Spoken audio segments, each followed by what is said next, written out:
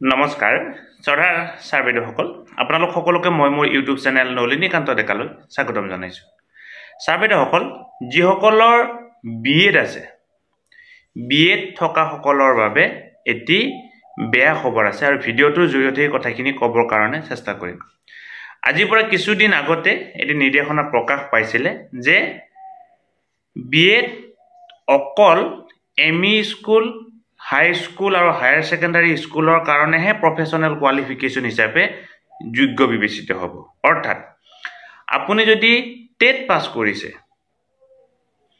আৰু আপুনি যদি এলপি স্কুলৰ টেট পাছ কৰিছে আৰু আপুনি তাত এপ্লাই কৰিম বুলি ভাবি আছিল, আপোনাৰ যদি বিএড আছিল, এতিয়া আপুনি এলপি স্কুলৰ টেটত মানে চাকৰিৰ বাবে এপ্লাই কৰিব নোৱাৰিব। আগতে কিন্তু এনেকুৱা ধৰণৰ আছিলে যে কি সেই এলপি স্কুলৰ টেট পাছ কৰিবৰ কাৰণে ডিএলএড বা বিএড যিকোনো এটা হ'লে আপুনি টেট দিব পৰা আছিলে। কিন্তু নতুনকৈ নিৰ্দেশনা দিয়া হ'ল বা এই আগৰ প্ৰচেছটো সলনি হৈছে যে এতিয়াৰ পৰা এলপি স্কুলৰ শিক্ষক হ'ব লাগিলে টেট পাছ কৰাৰ উপৰিও আপোনাৰ ডিএলএড লাগিব। আজিৰ পৰা কিছুদিন আগতে আমাৰ বিটিচিৰ কাৰণে এটি এডভাৰটাইজমেণ্ট প্ৰকাশ পাইছে এলপি আৰু এমই স্কুলৰ, আৰু এই এডভাৰটাইজমেণ্টটোত এই কথাটো স্পষ্টকৈ লিখি দিয়া হৈছে যে কি এলপি স্কুলৰ কাৰণে প্ৰফেশনেল কোৱালিফিকেশ্যন লাগিব আমাক ডিএলএড। যদি আপোনাৰ ডিএলএড থাকে তেতিয়াহ'লেহে আপুনি কি কৰিব পাৰিব, এলপি স্কুলৰ শিক্ষকৰ কাৰণে এপ্লাই কৰিব পাৰিব। কিন্তু এমই স্কুলৰ ক্ষেত্ৰত আপোনাৰ ডিএলএড বা বিএড যিকোনো দুটা থাকিলেই হ'ব। অৰ্থাৎ আপোনাৰ যদি ডিএলএড আছে আপুনি এলপিটো এপ্লাই কৰিব পাৰিব, এমইটো এপ্লাই কৰিব পাৰিব।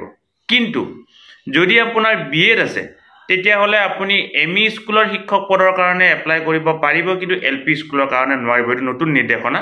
গতিকে যিসকলে ইতিমধ্যে বিএড আছিল আৰু আপোনালোকে এলপি স্কুলৰ টেট পাছ কৰিছিল, আপোনালোকৰ এতিয়া আপুনি সেই টেট চাৰ্টিফিকেটখনৰ জৰিয়তে আৰু বিএড প্ৰফেশনেল কোৱালিফিকেশ্যন বিএডৰ জৰিয়তে আপোনালোকে এলপি স্কুলৰ চাকৰিটোৰ কাৰণে এপ্লাই কৰিব নোৱাৰিব। যদি আপুনি এলপি স্কুলৰ টেট পাছ কৰিছে, এই বিএড লৈ আগতে পাছ কৰা হ'ব পাৰে, কিন্তু এতিয়া আপুনি কি কৰিব লাগিব, ডিএলএড কৰিব লাগিব।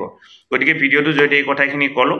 ইয়াৰ আগতে নিৰ্দেশনাটো প্ৰকাশ পাইছিলে, কিন্তু এতিয়া এডভাৰটাইজমেণ্ট প্ৰকাশ পালে আৰু এডভাৰটাইজমেণ্টৰ সেই কথাখিনি প্ৰতিফলিত হ'ল। গতিকে কথাখিনি আপোনালোকক জনালোঁ। যিসকলে বিটিচিৰ টেট পাছ কৰিছিলে, যদি আপোনাৰ কিবা কাৰণত ডিএলএডো আছিল, বিএডো আছিল, তেতিয়া আপোনালোকৰ অসুবিধা নাই।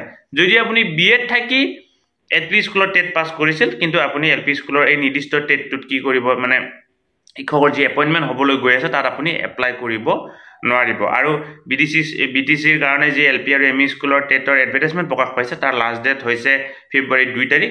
আপোনালোকৰ যদি এই টেট আছে, বিএড আছে, ডিএলএড আছে, তেতিয়াহ'লে আপোনালোকে নিৰ্দিষ্ট ৱেবছাইটত গৈ এপ্লাই কৰিব পাৰিব।